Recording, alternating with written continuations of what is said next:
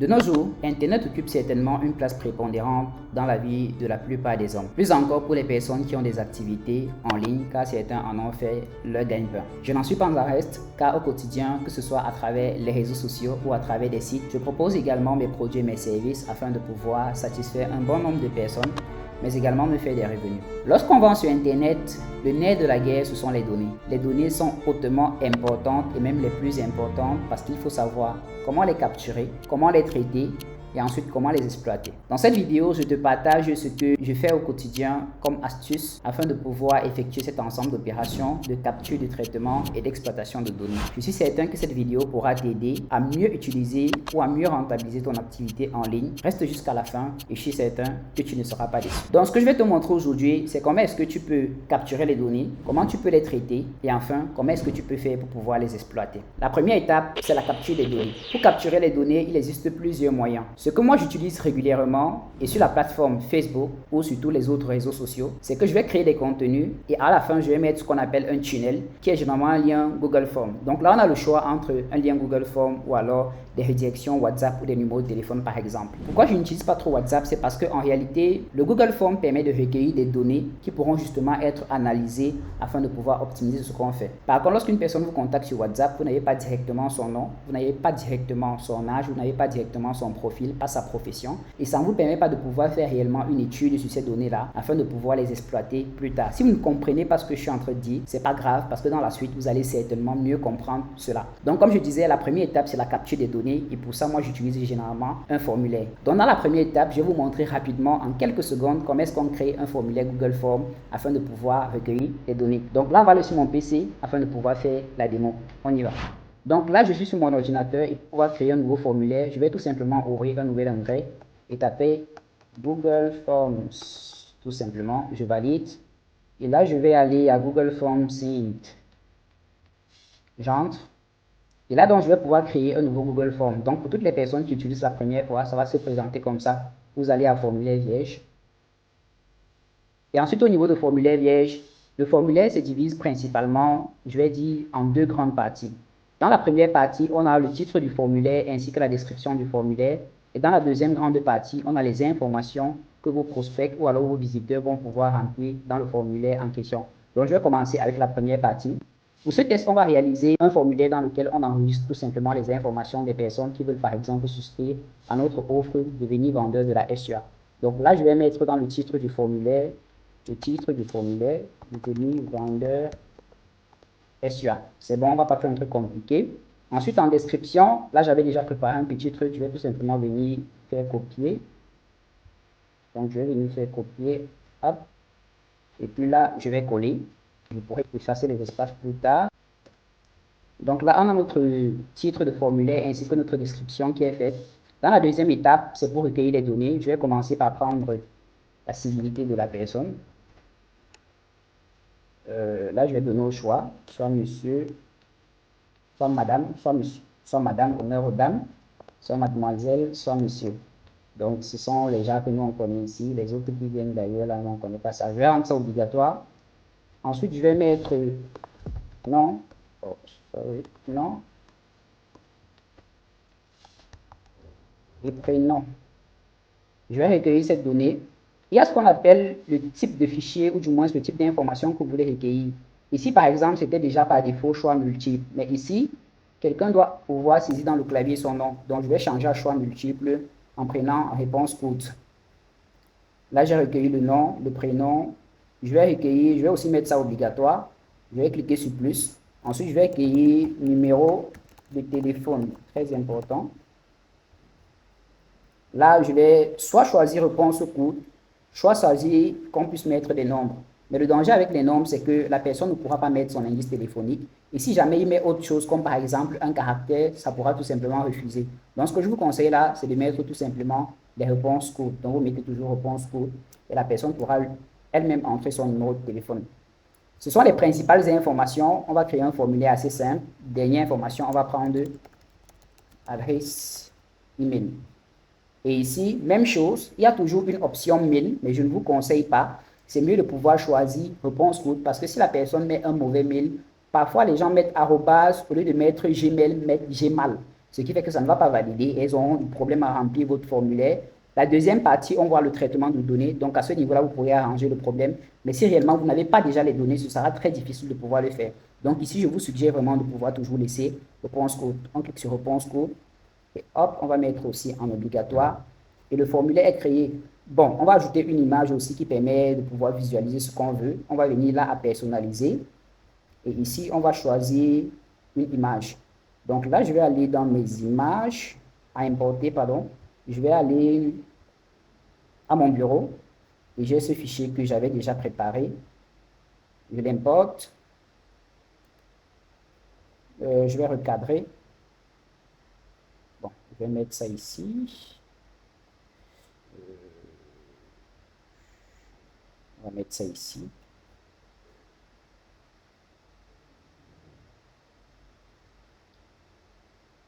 D'accord, c'est bon. Ici, vous pourriez changer les polices, par exemple, de l'entête, c'est-à-dire de cette partie-ci. Si je clique là, ça me met en garde-montre. Si je vais aux questions, c'est-à-dire ces parties-ci, je peux par exemple mettre ça en minuto, pardon. Si je clique par exemple ici, là, je pourrais mettre en Cambriala ou bien en Georgia. Voilà, c'est bien une police que j'aime bien.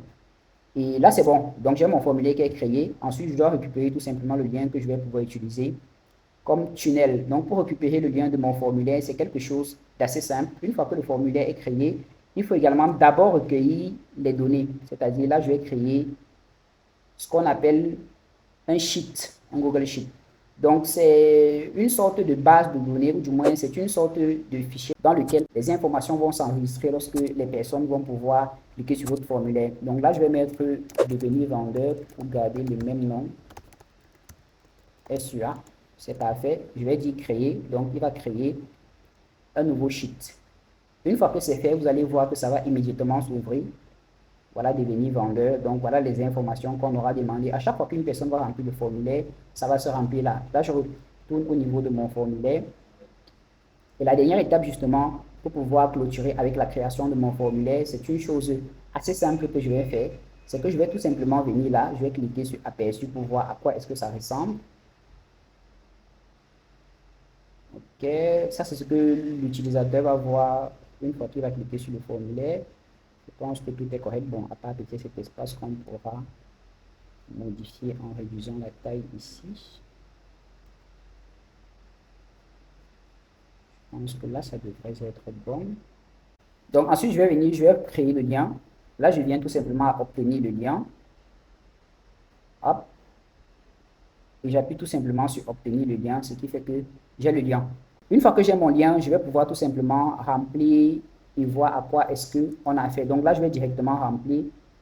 Je viens là, je dis monsieur, je vais mettre Dylan Follet. Ensuite, je vais mettre mon numéro, je vais mettre mon mail.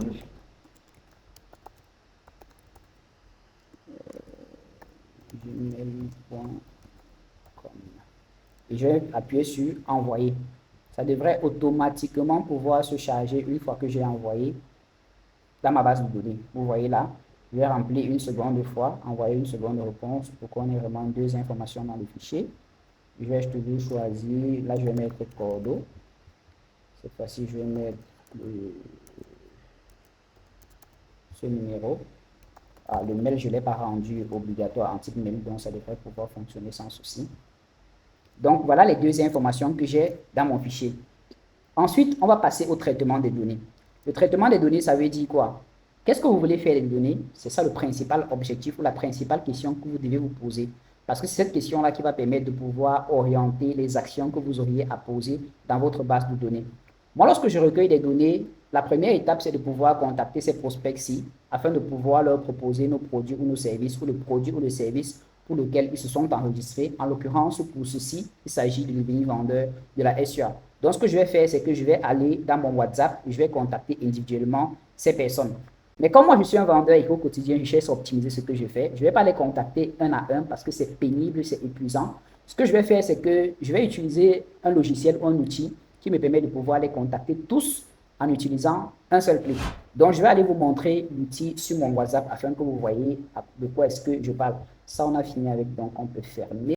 Donc là, je suis sur mon WhatsApp et je vais pouvoir contacter ces personnes en utilisant juste quelques clics. L'outil, c'est le même outil que j'ai utilisé la dernière fois lorsque je faisais la vidéo sur comment répondre à plus de 1000 messages sur WhatsApp. Si tu veux que je continue à te partager des astuces, abonne-toi. Oui, vas-y, abonne-toi. Si c'est fait, maintenant on peut continuer. Donc là, je suis sur mon outil et ce que je vais faire, c'est que je vais partir dans cette partie-ci, émission. Dans la partie émission, donc, j'ai principalement deux parties. J'ai une partie pour remplir les informations relatives au contact, c'est-à-dire le nom et le numéro de téléphone principalement. Et ici, j'ai le message texte en lui-même. Donc là, j'ai un format qui me demande tout simplement de pouvoir mettre le numéro de téléphone avec le code du pays et ensuite, je vais mettre le nom de la personne. Donc là, je vais revenir dans ma base de données et je vais effectuer un traitement où je vais créer une nouvelle cellule qui va s'appeler contact. Donc là, je vais appeler ça contact. Et c'est donc dans contact que je vais mettre les informations qui me permettent justement de pouvoir coller directement dans mon outil afin de contacter ces personnes-là. Donc là, on va écrire ce qu'on appelle une fonction. C'est très simple. Ne vous cassez pas la tête. Ne commencez pas déjà à penser mathématiques. C'est très simple. Pour créer une fonction, je vais tout simplement mettre égal. À la fin, en fait, je veux avoir Monsieur Dylan Nofole, numéro de téléphone, ou du moins numéro de téléphone, Monsieur Dylan Nofole. C'est ça qui va me permettre de pouvoir coller dans mon logiciel. Parce que le logiciel, lui, prend format numéro de téléphone, virgule, le nom. Donc là, je vais commencer plutôt par le numéro de téléphone. Je vais mettre la concaténation. Le caractère de concaténation, c'est celui-ci. Ensuite, je vais mettre un caractère, c'est-à-dire la virgule. Pour mettre le caractère, il faut que vous mettez les deux côtes. Ensuite, je vais mettre la virgule. Je mets encore mes deux côtes. Et là, je vais finir par mettre, donc, je vais là mettre la concaténation. Je vais mettre monsieur. Je vais mettre encore entre monsieur et Dylan Nofole de l'espace. Donc, je vais encore mettre de la concaténation. Ensuite, je vais venir, je vais mettre ceci. Je tape espace. Je mets les côtes, concaténation. Donc là, je viens d'écrire numéro de téléphone, virgule, monsieur, espace. Et ensuite, je vais cliquer sur Dylan Nofole. Et là, ça nous affiche ceci. Google Sheet nous demande si on veut remplir automatiquement. On va cliquer sur lui. Et là, donc, on a nos deux informations. Donc là, je vais copier mon message. Hop. Ensuite, je vais revenir. Je vais activer l'émission. Je vais coller. Et dans cette partie, donc, je vais écrire mon message. J'ai envie de mettre le nom de la personne que lorsqu'on écrit bonjour, ensuite on écrit le nom de la personne. Je vais pas écrire le nom de la personne directement. Je vais plutôt utiliser une variable qui va savoir que à la place de la variable là, elle doit mettre le nom qui correspond au numéro de téléphone. Donc là, je vais appuyer tout simplement.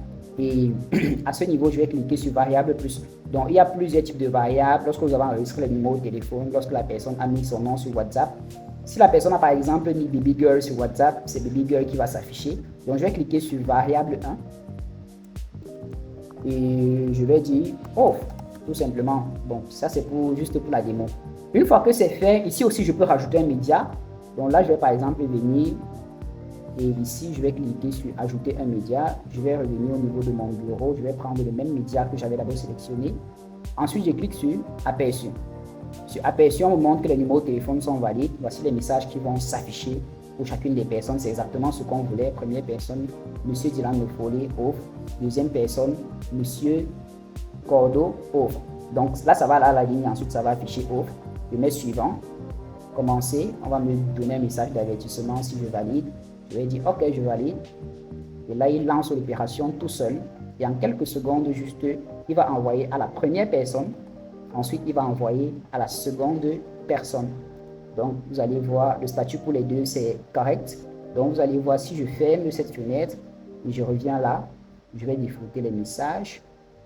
Parce qu'il y a aussi une option qui permet de flouter les messages ici, ainsi que les profils. Vous allez voir, ça apparu chez moi. Donc, si je viens par exemple là, j'aurai bonjour Cordo, j'ai l'offre. Si je viens ici, j'aurai exactement la même chose. Donc, dans cette vidéo, je vous aurai montré comment est-ce qu'on fait pour capturer les données, pour les traiter et enfin pour pouvoir contacter des personnes en masse de façon personnalisée directement sur votre WhatsApp. J'espère que cette chronique vous aura intéressé. Si c'est le cas, n'hésitez pas à liker, à vous abonner et à partager afin de faire bénéficier d'autres personnes.